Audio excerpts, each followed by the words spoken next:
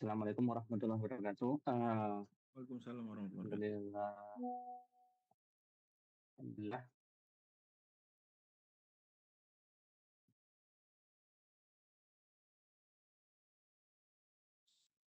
Hmm, hmm.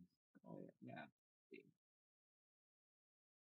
terus tadi ya. Bismillahirrahmanirrahim. Alhamdulillah pada kesempatan yang Subhanahu wa taala pada sore hari kita akan sedikit untuk melakukan apa namanya mengadakan pengajian ya untuk teman-teman sekalian yang sudah hadir. Alhamdulillah, terima kasih banyak sudah hadir di sore hari ini. Semoga apa yang kita apa lakukan pada hari ini bisa menambah pahala ya di bulan suci Ramadan.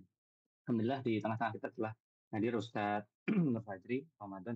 Jazakallah khairan Ustadz sudah berkenan mengisi kajian yang diselenggarakan oleh Yayasan Udrus ya. Sebelum kita mulai, saya mungkin sedikit memberikan apa namanya gambaran ya untuk hari ini kira-kira agendanya seperti apa gitu. Kita bukaan dulu, kemudian sedikit saya mungkin bisa bacakan ya CV gitu ya. Nah, beliau sudah sekarang beliau sedang menempuh pendidikan di satu ilmu hukum di Universitas Indonesia. Beliau juga satu ilmu syariah di Al-Imam Muhammad Ibn Saud Islam University, kemudian S2 di studi peradilan di King Abdulaziz University. Kemudian beliau kesibukannya juga cukup banyak ya, salah satunya juga kemudian Direktur Syariah di Lon Quran, kemudian anggota Komisi Fatwa MUI Provinsi DKI Jakarta, dan banyak lainnya ya. Semoga bisa memberikan motivasi buat teman-teman di sini ya. Mungkin kemudian untuk materi nanti kira-kira sampai jam berapa Ustaz? Sampai jam Nah, kalau 6 ya tulisan kurang lebih. 17.45, coba kita materi 17.45 nanti 17.45. sisanya bisa diskusi kalau ada. Oke, siap. Nanti berarti kita berikan kesempatan untuk tanya jawab sedikit ya Ustaz ya. Oke, baik. Mungkin dari saya sekian ya. Terima kasih banyak. Tanpa berlama-lama, saya persilakan pada Ustaz Nofadi untuk mulai penyampaian materi. Pada Ustaz, waktu dan pada Ustaz. Bismillahirrahmanirrahim. Assalamualaikum warahmatullahi wabarakatuh. Alhamdulillah wassalatu Waalaikumsalam. wassalamu ala Rasulillah amma ba'd. Eh, ini adalah pengajian menjelang berbuka yang diselenggarakan Udrus Sunnah seperti biasa, membahas topik-topik terkait dengan Al-Quran. Kali ini saya coba menyampaikan Al-Quran, The Problem of Evil, Al-Quran dan The Problem of Evil. The Problem of Evil sendiri salah satu bahasan terkait dengan filsafat, atau setidaknya kalau orang kurang suka dengan istilah filsafat, ini diskusi dengan aliran-aliran dan pandangan-pandangan yang tidak Islami lainnya. Problem itu di antara orang yang paling bagus memaparkannya di zaman sekarang adalah Profesor Stephen Law. Beliau bahkan membuat paper serius yang bisa meringkas kita. Beragam buku-buku dan tulisan-tulisan yang ditulis oleh para pengkritik adanya Tuhan, karena biasanya the problem of evil digunakan atau dimaksudkan untuk digunakan membantah orang-orang yang menetapkan adanya Tuhan, termasuk kaum muslimin, termasuk Ahlus Sunnah wal Jamaah tentu saja. Nanti kita akan dudukan apa benar bahwasanya the problem of evil itu bisa menegasikan adanya Tuhan. Nanti kita akan diskusikan. Beliau menyatakan begini, bahwa the problem of evil bisa dibagi jadi dua. Tapi sebelum kita ke dua bentuk tersebut, kita fokus aja dulu pada bentuk yang pertama, karena itu titik awalnya. Ya. Titik awalnya adalah begini. Ada dua premis. Premis pertama, there exists an omnipotent, omniscient, and maximally God. Ada Tuhan yang maha mampu segala-galanya. Al-Qadir. Al-Qadir. Punya sifat kudroh, kalau bahasanya Ahlussunnah wal Jamaah, punya nama Al-Qadir dan punya sifat Al-Qudroh. Kemudian omniscient, ya, maha mengetahui, Al-Alim, punya sifat ilm. And maximally good God, dan Tuhan yang sangat baik. Ya, kadang-kadang disilahkan juga ini dengan omnibenevolent, Tuhan yang sangat pengasih. Punya nama berarti kalau dalam pandangan orang Islam Ar-Rahman Ar-Rahim, dan dalam pandangan Asariyah misalnya punya sifat Ar-Rahmah, sifat rahmah. Tentu tidak semua Ahlussunnah wal Jamaah secara eksplisit menyebut sifat rahmah sebagai sifat yang berdiri sendiri, ya. Itu bahasan yang berbeda. Tapi Ahlussunnah wal Jamaah sepakat pada akhirnya Allah punya rahmah, cuma biasanya yang lain menyebutnya sebagai irodatul khair. Lepas dari itu, tiga hal ini diakui orang-orang Islam tentu saja. Dan tentu pengajian kita fokusnya karena judulnya Al-Quran dan The Problem of Evil, kita nggak bahas pembelaan terkait agama lain. Kalau agama lain turut tertolong, setidaknya dengan kita tetap mempertahankan keyakinan logis adanya Tuhan, maka ya fabiha wa ni'mat, ya. Tapi harus kita ketahui pada akhirnya konsep agama yang benar hanya Islam. Oke. Kata Profesor Stephen Law, is logically inconsistent with the claim evil exists. Nggak konsisten dengan kejahatan atau keburukan itu ada.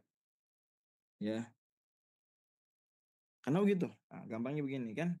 Tuhan maha apa? Maha kuasa. Tuhan maha mengetahui. Berarti Tuhan tahu adanya keburukan, adanya kejahatan, adanya penderitaan, evil. Kita sebut saja evil begitu, ya. Keburukan, kejahatan, penderitaan. Tuhan tahu ada itu di alam, atau Tuhan tahu adanya potensi itu. Kemudian Tuhan maha pengasih, tak menyukai evil. Ya, kalau maha pengasih suka penderitaan, kira-kira gitu. Gambarannya Profesor Stephen Law adalah, kalau Tuhan maha pengasih berarti Tuhan tidak menyukai. Tentu kalau orang Ahlussunnah wal Jamaah, kata-kata tidak menyukai ini bisa dirinci, ya. Tidak menyukai apa? Secara kauni atau secara syar'i.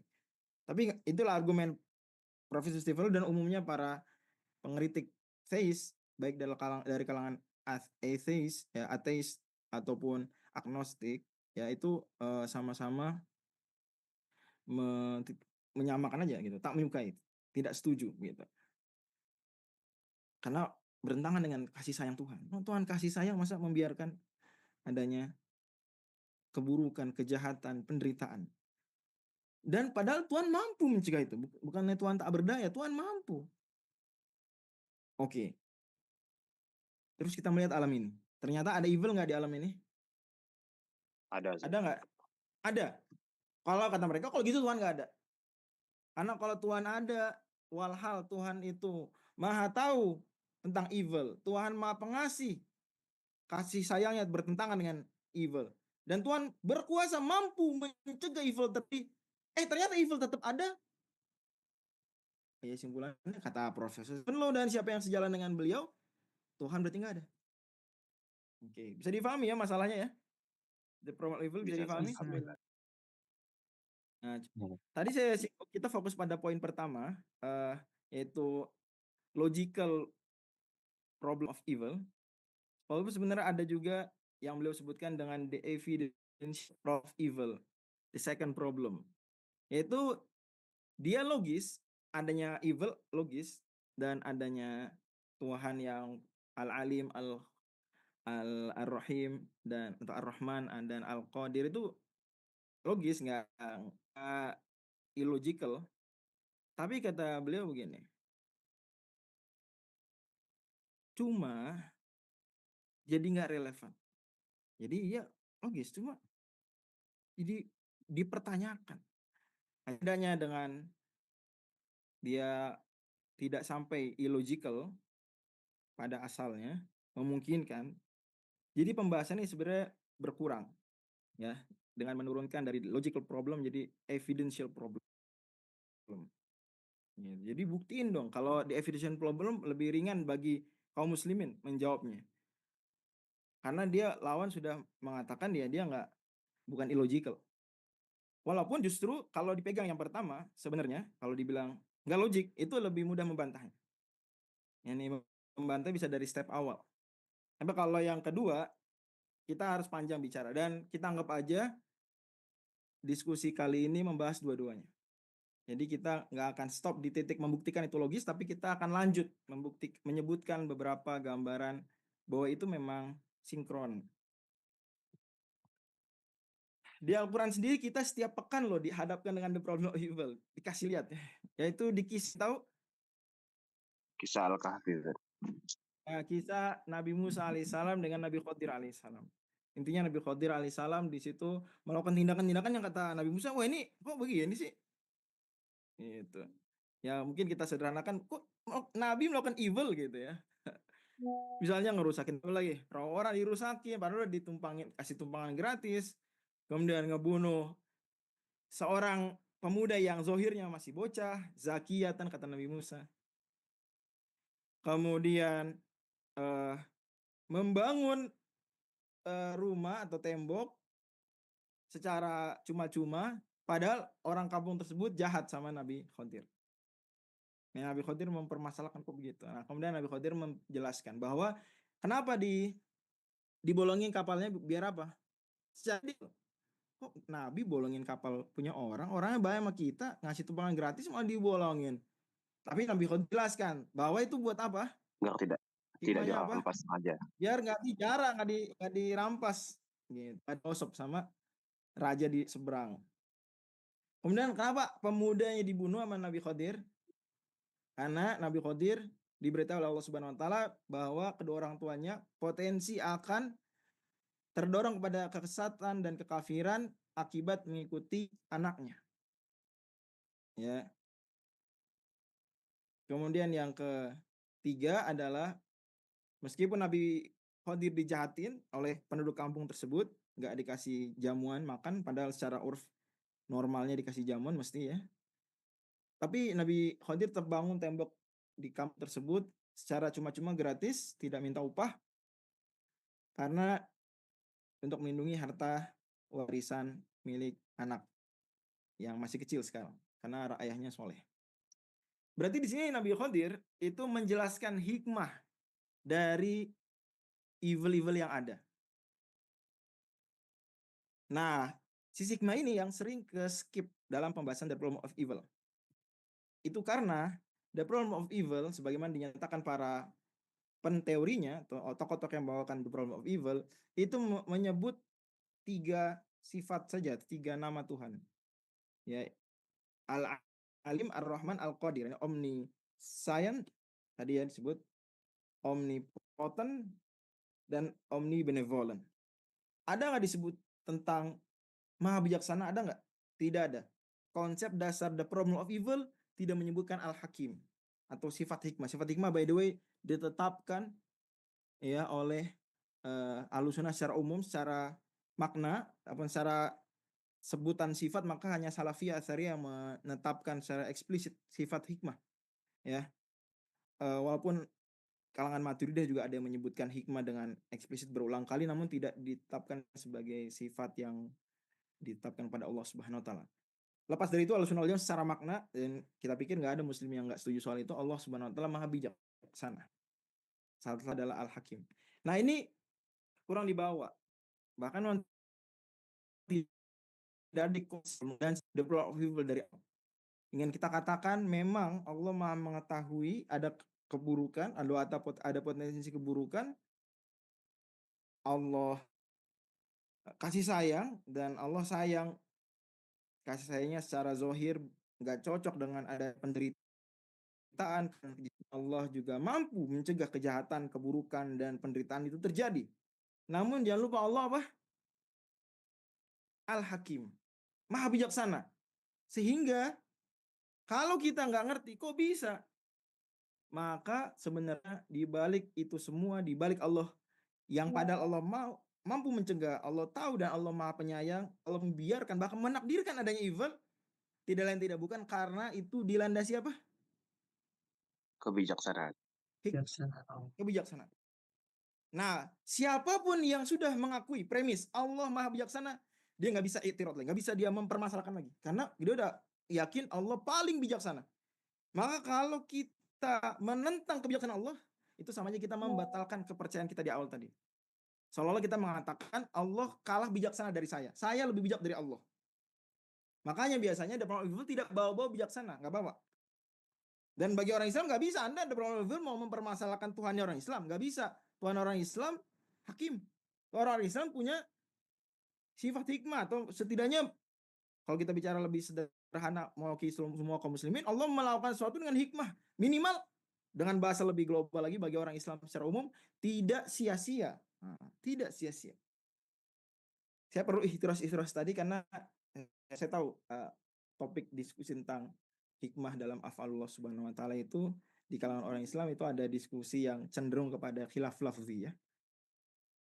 Oke.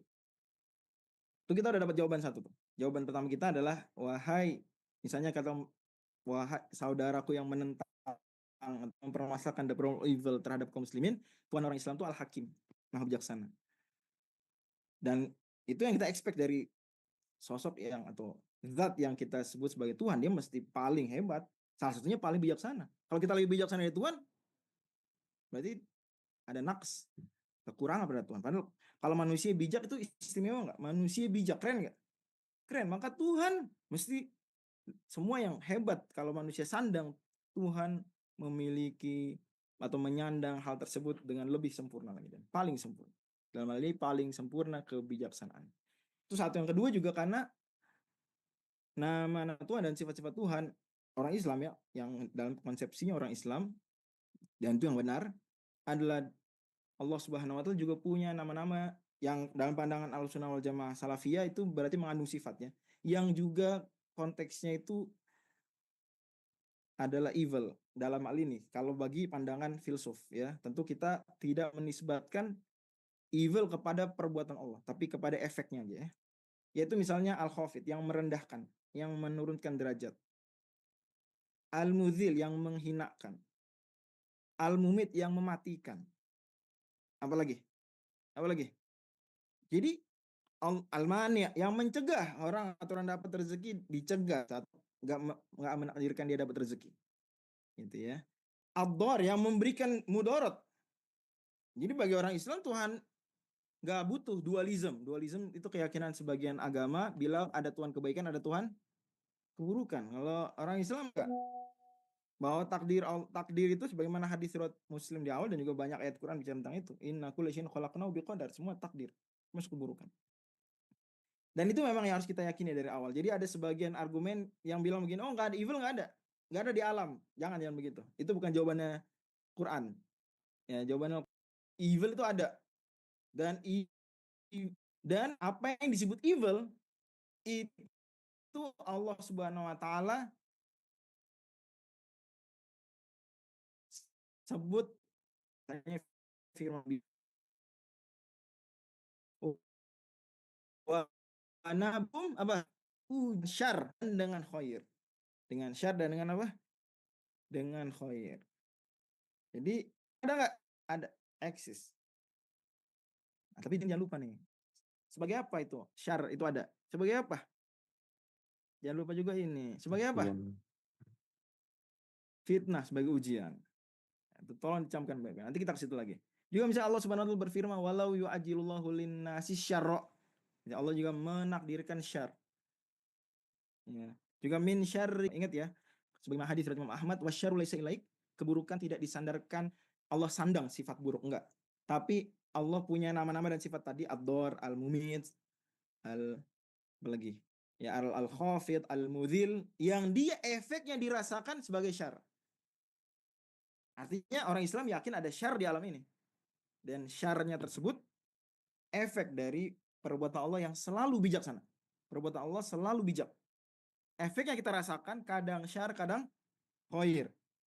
Gitu ya. Dan memang syar dan khair dalam banyak kasus, saya tidak bilang semua kasus, dalam banyak kasus itu bagai uang koin kanan kiri atau gambar dan angka gitu ya. Ada syar, ada khair. Nggak ada syar, nggak ada khair. Dalam banyak kasus. Ya. Sebagai contoh, di antara khair adalah pemaafan. Pemaafan. Itu khair bukan pemaafan. Khair. Apa yang diniscayakan? Ada pemaafan berarti ada apa? Ada kesalahan dosa. Ada kesalahan. Which is evil dalam hal ini. Disebut evil dalam pembahasan kita kali ini. Ada sabar, itu khair bukan sabar. Sabar. Kesabaran. Khair bukan? Khair. Oh iya. Meniscayakan adanya apa? Ujian. Dalam hal ini kita pandang sebagai syar, evil. Kalau kita bilang, oh ya kan orang Islam juga sabar terhadap apa? Ujian berupa kenikmatan. Iya, tapi dia sebenarnya evil dari sisi itu mengandung kemungkinan istidraj. Gitu ya, mengandung peluang istidraj. Jadi tetap evil. Sabar itu dari sesuatu yang mengandung keburukan. Keniscayaan. Allah juga sebutkan evil, contoh-contoh evil yang Allah akan uji kita. Jadi Allah nggak bilang nggak akan ada evil ya, aku penyayang, aku nggak akan ngasih evil, enggak gitu. Allah justru bilang aku akan ngasih evil. Ya misalnya bahkan ayat begini misalnya, Nabi ibadi anni anal ghafurur rahim. Kasih tahu hamba-hambaku, aku Maha Pengampun, Maha Pengasih. Tapi Allah juga langsung bilang ayat setelahnya apa? Wa anna azabi apa? Huwal azabul alim. Jadi dalam pandangan Allah SWT, juga pandangan orang Islam, tidak bertentangan azab Allah, hukuman Allah dengan kasih sayang Allah. Justru itu kesempurnaan. Ya. Nah, kita sekarang mulai ke beberapa jawaban sekaligus bantahan. Problem evil itu bisa dijawab dengan jawaban begini. Gimana? Biasanya membawa syubhat ini kan orang yang nggak menetapkan Tuhan. Ya, ateis atau orang agnostik. Kita bilang ateis dulu lah, ya. Seorang ateis, gimana dia bisa membedakan evil dan no evil? Sama lah, agnostik juga sama. Karena sama-sama nggak menetapkan adanya Tuhan. Yang satu cuma bilangnya tegas nggak ada, satu bilang nggak tahu, tapi nggak menetapkan. Gimana cara bedakan evil dan non evil? Pertanyaan. Nah ini masuk ke pembahasan sebenarnya nanti kita bisa buat pengajian khusus sendiri, yaitu objektif moral. Bahwa pada akhirnya manusia ketika tidak menetapkan adanya Tuhan, nggak bisa menyatakan ini baik ini buruk. Karena pada akhirnya alam semesta ini tanpa Tuhan hanyalah apa? Materi dan energi. Ya, alam tanpa Tuhan adalah apa? Materi dan energi. Materi dan energi saja. Materi dan energi memiliki meaning nggak? bahwa oh ini baik, buruk, indah, jelek. Enggak. Karena pada akhirnya dalam pandangan naturalis, ateis yang naturalis yang bilang ya alam begini aja. Atau minimal nggak ada Tuhan lah ya. Tuhan nggak ada. Ya berarti apa yang terjadi pada alam? Kita pengajian ini berarti apa yang kita pengajian ini bukan takdir Tuhan. Berarti apa dong kalau gitu? Kalau nggak ada Tuhan? Materi. Kebetulan aja. Betul. Kebetulan aja. Kebetulan ini materi-materi dalam diri saya dan energi-energi yang ada di alam ini menggerakkan saya. Kemudian bikin ada pengajian. Saya ngomong, yang lain dengerin, yang lain hadir. Itu cuma kebetulan doang. Sesuatu yang kebetulan bisa nggak dinilai? Bagus. Tidak. Buruk. Nggak bisa, kebetulan. Apa bedanya pengajian kita dengan gibah? Apa bedanya? Dalam pandangan yang nggak menetapkan adanya Tuhan. Apa bedanya? Sama aja. Sama aja. Sama-sama apa? Sama-sama ngomong. Sama-sama kebetulan. Sama-sama sebuah kecelakaan aja ya. Bedanya ini pengajian, kecelakaannya ya. So proses acak aja, siu gitu. Ano gibah gitu. Menikah, mohon maaf, malam pertama pernikahan syar'i dengan, mohon maaf ya, staycation yang ada zinanya. Apa bedanya? Dalam pandangan yang nggak menetapkan adanya Tuhan. Pokoknya alam terjadi. Iya sama-sama apa? Kejadian acak. Aja. Acak, nggak bisa. Kamu salah karena kamu nggak nikah dulu. Saya nggak salah, orang terjadi kebetulan aja begitu. Di luar kehendak saya. Acak aja. Berarti begitu. Makanya diakui para filsuf-filsuf yang menentang adanya Tuhan atau minimal dia agnostik, tidak menetapkan Tuhan, misalnya Carl Sagan, dia bilang alam semesta kalau gitu meaningless. Meaningless. Nggak ada buruk dan baik, nggak ada. Kalau gitu berarti untuk mempermasalahkan the problem of evil harus menetapkan dulu ada apa?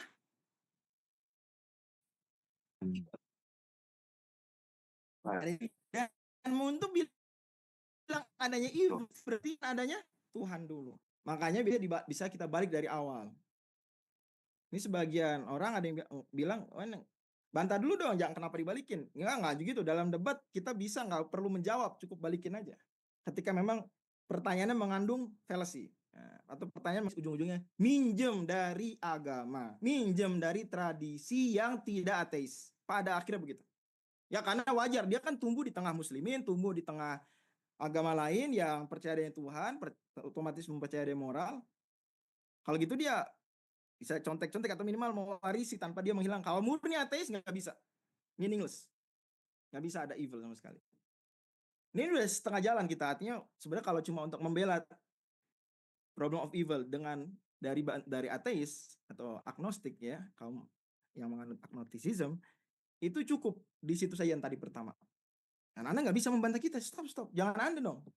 Biarkan ini jadi isunya sesama teis. Anda jangan, nggak bisa Anda bersimpulan God doesn't exist gara-gara itu, nggak bisa. Kita lanjut, ujung-ujung kita bilang juga cara menjawab problem. Dan ingat, semua jawaban ini saling melengkapi ya. Karena hikmah Allah itu sempurna, sehingga jawaban yang 1, 2 tuh yakin nggak akan mencukupi. Itu juga sifatnya, kalau nggak dari Al-Quran, ya berarti sifatnya ijtihadi. Kalau ijma, maka pasti benar. Kalau nggak ijma, berarti dhon. Gitu ya. Maka harus melengkapi. Di antara kekeliruan diskusi tentang hal ini, antara ateis dengan teis dalam The Problem of Evil, biasanya ateis menganggap argumen-argumen tadi berdiri sendiri, nggak saling melengkapi. Sehingga dia senang saja bisa bantah ini dengan pakai bantahan terhadap jawaban yang lain. Nggak bisa, karena semua saling melengkapi. Jawaban yang kedua, dengan adanya evil, kita bisa menilai adanya kebaikan, ya nggak sih? Nah, tadi udah saya beri contoh, kalau tidak ada kesalahan, gimana pemaafan itu menjadi baik?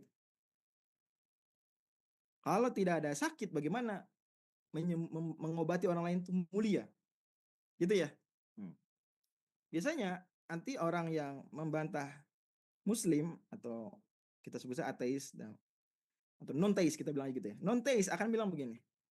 Gimana dengan pemerkosaan bayi? Bayi diperkosa. Gimana dia bisa mengapresiasi kebaikan? Diperkosa sampai mati ya, by the way. Nah, kasusnya gitu, bayi 5 tahun diperkosa bapaknya sampai mati. Gimana dia bisa mengapresiasi kebaikan? Jawabannya adalah yang pertama, mengapresiasi kebaikan itu tidak harus evilnya dirasakan oleh kita. Nggak harus. Jadi bisa aja evilnya nggak menimpa kita. sakitnya menimpa orang lain, menimpa teman kita. Tapi kita mengambil pelajaran dan mengapresiasi kebaikan dari evil yang menimpa teman kita. Bisa nggak begitu?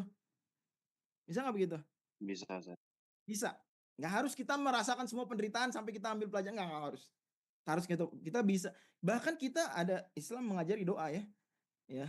Alhamdulilladzi afani mimma btalahu Allahu min ibadihi. Allah, segala puji bagi Allah ya yang telah memberikan perlindungan pada saya dari yang Allah uji sebagian hambanya dengan hal tersebut. Jadi kita bisa bersyukur dengan evil yang menimpa orang lain. Orang lain sakit, kita alhamdulillah. Jadi nggak harus menimpa kita. So dalam kasus ada bayi umur 5 tahun diperkosa bapaknya sampai mati, itu sudah bisa diapresiasi kebaikan, ada hikmahnya, wisdomnya, dengan tetangga-tetangga misalnya. Atau dengan si bapak kemudian menyadari kesalahannya, kemudian dia bertobat menjadi lebih baik. Atau negara dengan memberikan peraturan yang tegas, hukuman yang setimpal sehingga orang tidak lagi melakukan itu. Itu semua hikmah-hikmah. Plus ditambah dalam pandangan umat Islam, bayi yang seperti ini nanti di ujung akhirat gimana? Ya akhirat gimana? Langsung depan Surga. Bahkan dapat kompensasi dari penderitaan yang dia dapatkan. Dapat kompensasi. Gitu ya, sebagaimana kita baca dalam kitab Qalailuqian misalnya gitu. Au dzalamahu muslim. Ini non muslim saja dizolimi muslim, dapat kompensasi peringanan siksaan. Rojauna an yukhaffafa anhul adzab. Kalau kita muslim zolimin non muslim. Kan nggak bisa dikompensasi dengan balasan surga. Non muslim nggak bisa masuk surga. Kompensasinya adalah diringankan siksaan. Jadi siapapun dizolimi dapat kompensasi. Ya. Di antara kompensasinya misalnya peningkatan derajat surga kalau dia bisa masuk surga, atau peringanan siksaan di neraka kalau dia nggak bisa masuk surga. Bisa difahami nih? Oke. Yang kedua, dia akan bilang, gimana dengan penderitaan hewan? Nah, ini jawabannya mirip seperti yang tadi, bahwasanya kita untuk bisa mengapresiasi kebaikan akibat ada evil tidak harus kita sendiri yang merasakan. Tidak harus. Dengan ada hewan yang menderita kalau bisa disembelih dengan cara kasar, kita mengambil pelajaran. Yaitu misalnya apa? Hadis Nabi SAW, kita nyembelih dengan pisau yang sangat tajam, tidak diperlihatkan ketika mengasah di depan si hewan. Itu kita dapat hikmahnya. Yang itu hikmah kita dapat, kita apresiasi kebaikan tersebut karena ada penderitaan hewan yang disembelih dengan cara tidak benar misalnya. Atau bahkan kita perkirakan saja hewan akan menderita kalau kita tidak islami cara menyembelihnya. Itu udah hikmah tuh, udah wisdom. Dan pada akhirnya Muslim ketika menyebutkan hikmah itu hikmah yang parsial. Artinya lebih lengkapnya lagi Allah yang lebih tahu. Atau mungkin kita nanti akan tahu. Jangan sampai juga kita gara-gara nggak tahu hikmah kemudian kita menafikan hikmah. Nanti kita bahas soal fallacy tersebut. Lanjutnya lagi, mungkin ada pertanyaan. Bagaimana kalau sebelum manusia ada? Kita bilang dalam pandangan orang Islam tidak ada penegasan bahwasanya tidak ada mukallaf di planet ini sebelum manusia. Enggak ada. Justru yang ada dalil Quran menunjukkan atau memberi isyarat kuat. Hadis memperjelas bahwa sebelum manusia siapa yang mukallaf di planet bumi? Siapa lebih dulu? Jin. Para jin. Kalau ateisme saya nggak percaya jin. Ya ntar dulu, Anda kan menjelekkan orang Islam. Dalam pandangan Islam jin ada, surga ada. Kalau mau Anda jangan bantah orang Islam, bantah yang lain yang nggak percaya jin. Jangan gitu. Kalau Anda mau bantah orang Islam, terima dulu orang Islam punya konsep ada jin, konsep ada surga dan neraka. Gitu. 3 juga adalah bahwa hadis riwayat Muslim misalnya dan juga akhir surat An-Naba sebagai sumber isyaratnya juga awal surat Al-Takwir wa idzal wuhusyu husyirat itu menunjukkan bahwa nanti di akhirat pun ada pemberian kompensasi bagi hewan-hewan. Hewan yang dizolimi sesama hewan akan ada yuktasu di kisos. Hewan yang dizolimi manusia, nanti manusianya juga dibalas. Begitu juga berarti sama halnya dengan kasus-kasus kezoliman manusia lainnya, manakala hewan menderita, hewan juga akan mendapatkan kompensasi. Dan Quran, meskipun para penafsir menyatakan kuni turoba, jadilah tanah, tapi tidak menafikan adanya kompensasi berupa pemberian, reward, atau sejenisnya bagi hewan yang memang dia menderita. Tanpa adanya jin dan manusia misalnya. Dan tanpa ada kezaliman dari sesama hewan. Ini menderita karena, misalnya karena kebakaran hutan.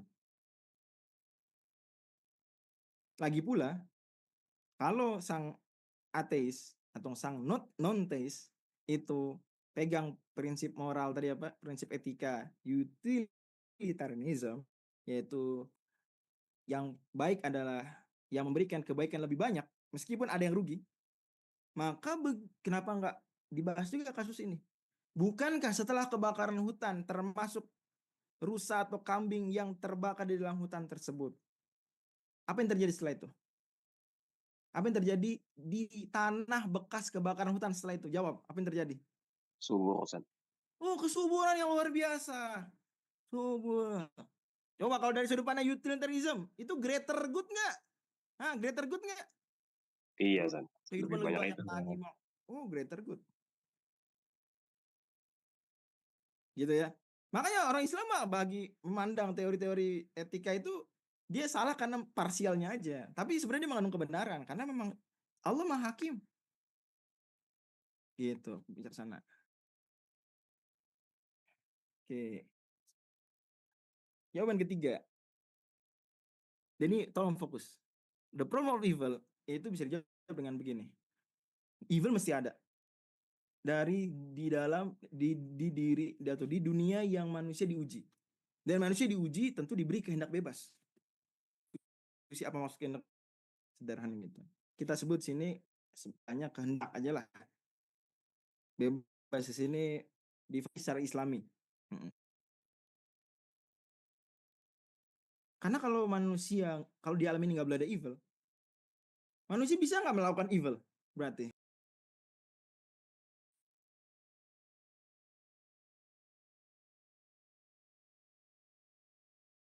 Recording in progress. Ya ada setelah itu.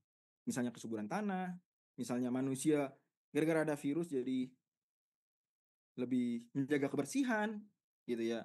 Ada yang kementerian semua negara mendapatkan proyek dalam tanda kutip dengan adanya obat pengobatan, dokter-dokter jadi makin dihargai jasanya kan begitu. Manusia lebih menghargai kesehatan. Pun tsunami sama, pakar-pakar apa yang bisa melacak tsunami mau terjadi itu nggak lebih dihargai, itu juga greater good. Ilmu pengetahuan berkembang, manusia jadi bisa mengembangkan ilmu tentang tata kota lebih bagus. Dari memang Allah lebih tahu. Selain pada akhirnya, jangan lupa dari poin di awal, evil yang tidak dengan kehendak manusia tetap ada kebaikan buat manusia dengan cara apa? Sabar. Negeri ujian begitu. Ujian tidak disyaratkan harus kesalahan kita lakukan, enggak. Atau evilnya kita yang lakukan, enggak. Bisa juga evilnya terjadi, keburukannya terjadi Allah Subhanahu wa taala. Kemudian pada akhirnya, andai evilnya nggak merugikan manusia, nggak merugikan jin, nggak merugikan siapa-siapa, itu cukup menjadi bukti bahwa alam ini ciptaan. Karena kalau alam mesti nggak ada evil, Anda mau alam yang sempurna, berarti Tuhan dong, ya nggak? Ya nggak? Alam yang tidak mau evil sama sekali, itu bukan alam. Itu namanya apa? Yang nggak mengandung kekurangan, nggak mengandung keburukan, nggak mengandung kejahatan, nggak mengandung penderitaan, bebas dari itu semua. Itu namanya apa? Surga. Ya enggak, itu ya berarti sempurna seperti Tuhan. Alamnya mesti bisa ini, mesti bisa itu. Ya memang itulah tabiat alam ciptaan Allah. Mungkin ada yang bilang nih, kenapa enggak alamnya dibikin lebih better, lebih baik lagi? Kita bilang, siapa yang bilang secara logis, si maha mampu, si maha hebat, buat yang harus begitu nggak secara logika? Si paling hebat harus membuat yang sangat hebat, harus nggak? Nggak harus. Apakah turun kehebatan seseorang gara-gara dia membuat sesuatu yang sederhana untuk anaknya? Turun nggak kehebatannya? Misalnya? Tidak. Enggak. Bahkan andai bukan tuh anaknya, dia mau bikin aja. Justru itulah hebatnya Tuhan.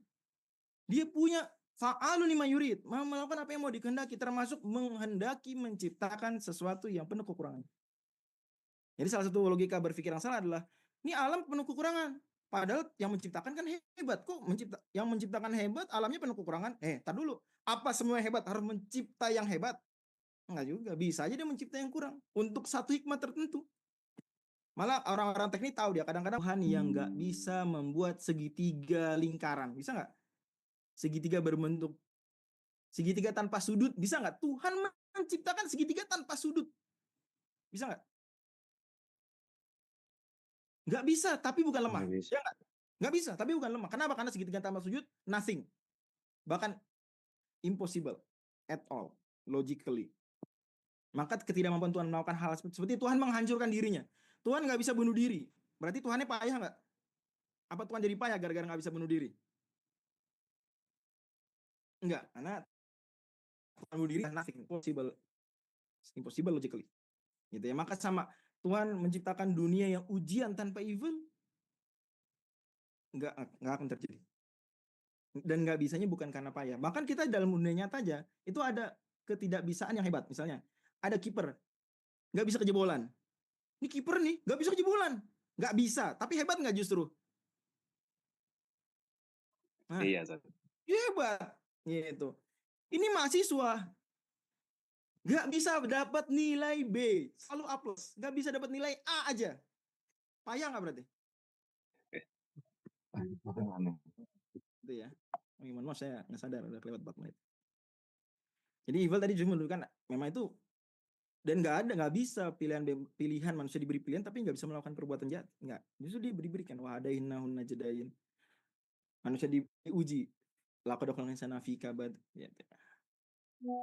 Terakhir kalau kita jawab dan dari tadi udah kita jawab ya. Nanti diberi kompensasi di akhirat. Ada kasus tadi gimana bayi diperkosa udah kita jawab. Evil diderita non muslim udah kita jawab, yaitu bayi diperkosa nanti dikompensasi di surga lebih dapat derajat tinggi di surganya. Evil diderita non muslim diringankan siksaannya seperti di matan kuliah kan. Hadis soal itu ada hadis riwayat Hakim, ya hadis riwayat Muslim gitu ya. Kebaikan orang non muslim itu nggak benar-benar sia-sia. Dia nggak bisa bikin masuk surga, tapi dia bisa dapetin berkah di dunia. Kalau dibilang tapi nggak sesederhana kalau udah Tuhan nggak usah ada deh. Kata siapa? Tuhan nggak ada lebih rumit. Gimana cara menentukan mana evil mana bukan? Rumit kan? Contoh kalau Anda mempermasalahkan. Terus gimana menjelaskan alam semesta ini yang tidak ada mulanya? Gimana? Lebih rumit kalau nggak ada pencipta. Padahal alam semesta ini menuju kepada kekacauan, entropi. Alam semesta ini nyata-nyata jelas. Kita saksikan materi dan energinya hadis, kontingent. Kita saksikan. Diri kita termasuk alam semesta. Kita berada di dalam alam semesta. Kalau alam semestanya kodim, kita yang hadis di dalam kodim. Gimana jelasinnya? Jawab gimana jelasinnya? Rumit. Tidak menetapkan Tuhan memberikan pertanyaan jauh lebih rumit daripada kalau ada Tuhan. Gimana cara menentukan moral, objektif moral? Jadi nggak sederhana. Memang sekilas kayak gampang. Udah Tuhan gak usah ada. Enggak, justru kalau Tuhan gak ada makin rumit pertanyaannya. Demikian Allah misal. Lagian juga pada akhirnya biasanya argumen itu bermula dari ketidaktahuan. Kita nggak tahu hikmah. Nah, itulah fallacy-nya, argumentum ad ignorantiam yang Allah sebutkan di Al-Qur'an, ya'lamuna dhahiran minal hayatid dunya wa ma la ya'lamun. Ini jawaban-jawaban sudah tersirat ya. Orang gila nanti di akhirat dapat kompensasi gitu ya. Dan sesuai kemampuan, termasuk itu sesuai kemampuan dia. Jadi gila misalnya, berarti udah setelah itu nggak dibebani lagi. Pembebanan cukup sampai sebelum dia gila. Setelah dia gila udah dia nggak dianggap berdosa, nanti di akhirat diberi kompensasi. Lebih tinggi derajat surganya. Kalau zaman rezeki ya ada jawaban orang kelaparan karena memang rezekinya sebatas itu. Dan kalau dia sabar, nanti orang dapat kompensasi, dan kalau ada yang dizolimin dihukum. Allah menciptakan suatu situasi bagaimana penciptaan hewan sudah kita jawab ya. Dan pada akhirnya ini ayat bagus banget.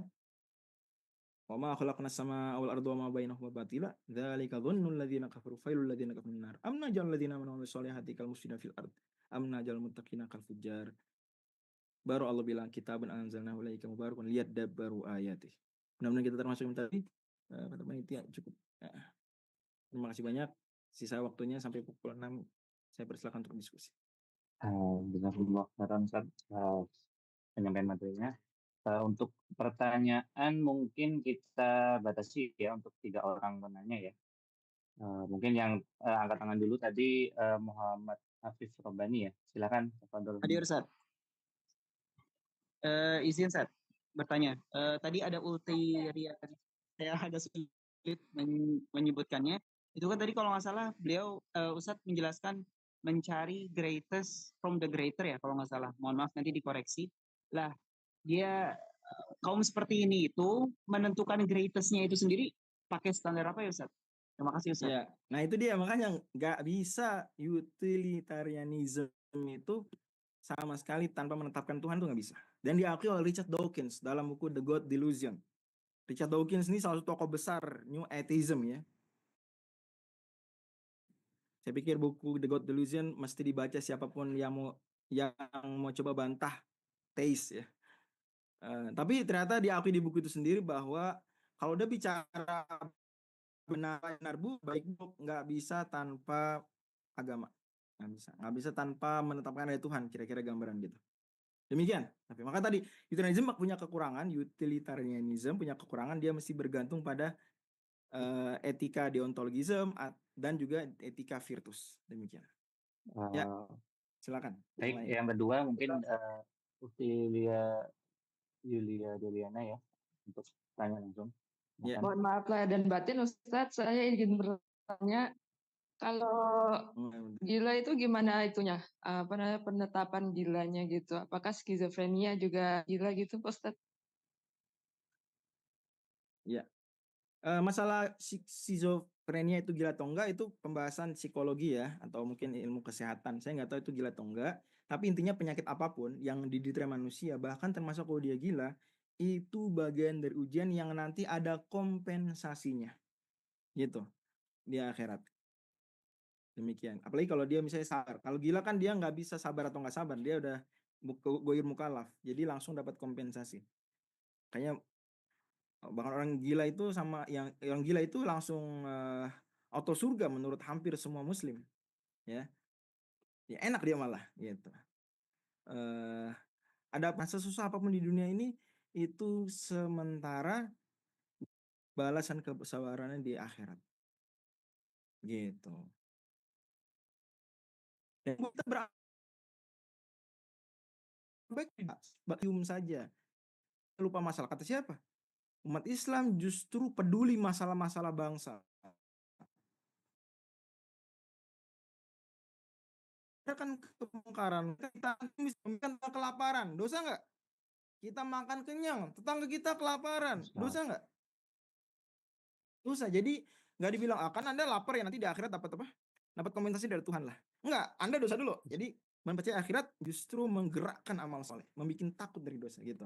Termasuk juga membuat kita jadi makin tegar, kuat, makin punya optimisme terus meskipun kita punya banyak masalah termasuk masalah kesehatan. Mudah-mudahan Allah jaga kesehatan kita, beri taufik kita. Demikian. Ya. Oke, selanjutnya mungkin dari pertanyaan Abdullah ya. Bismillah, izin bertanya Ustaz, bagaimana kaum terdahulu di mana ajaran ketuhanan belum tersampaikan kepada mereka masih dapat sampai sekarang? Bila mana moral basis yang tidak niscaya? Bagaimana bila ajaran ketuhanan pada mereka masih dapat eksis hingga sekarang? Ini ada yang bisa bertanya. Saya merasa ada kata yang hilang ya. Cuma taruh di mana enaknya gitu. Bisa berjelas oleh Saudara Abdullah ya. Yang saya pahami begini.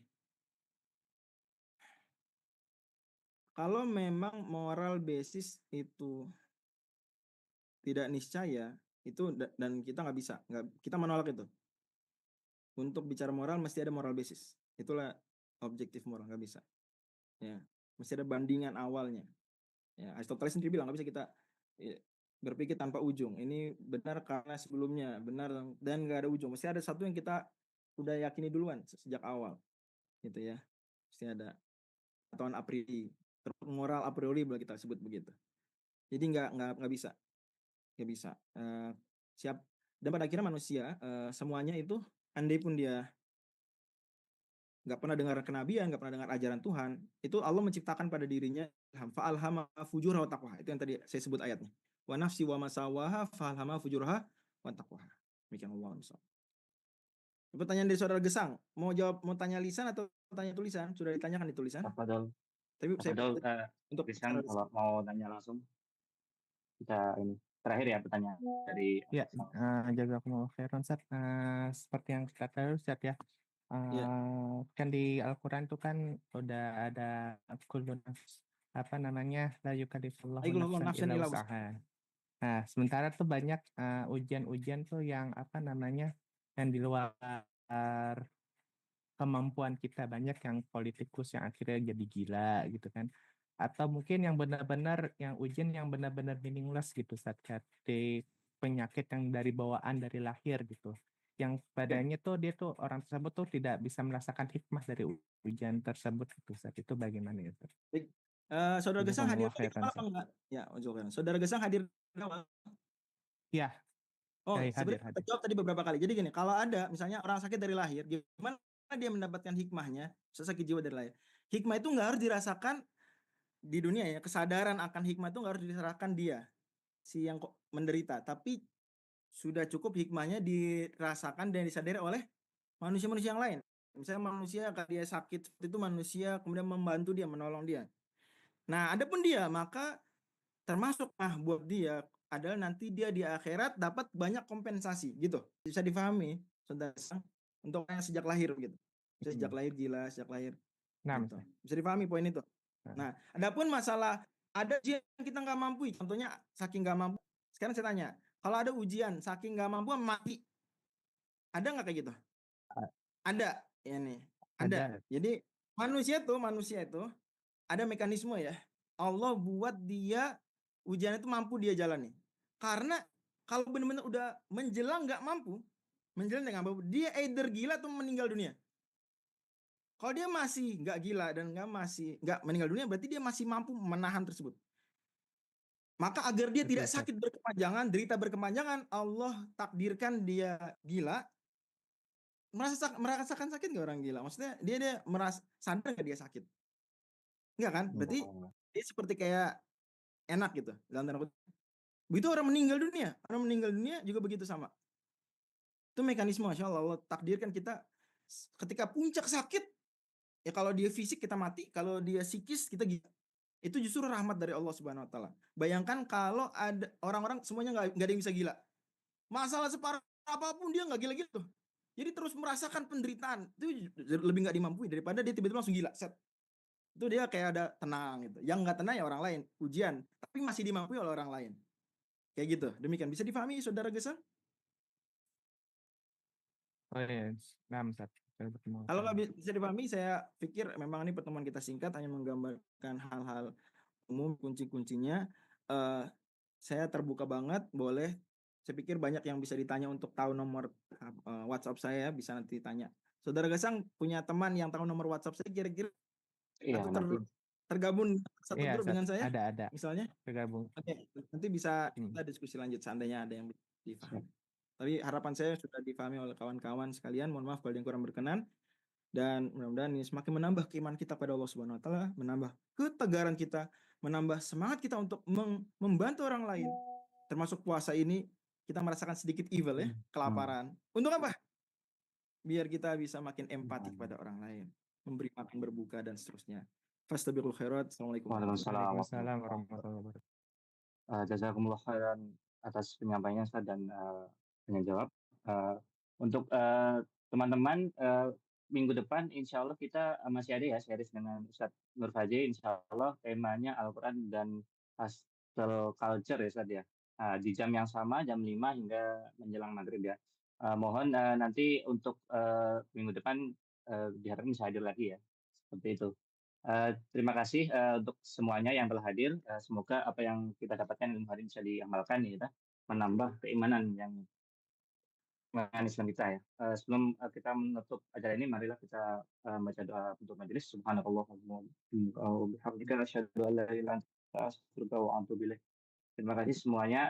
Kita akhiri. Assalamualaikum warahmatullahi wabarakatuh. Waalaikumsalam warahmatullahi wabarakatuh.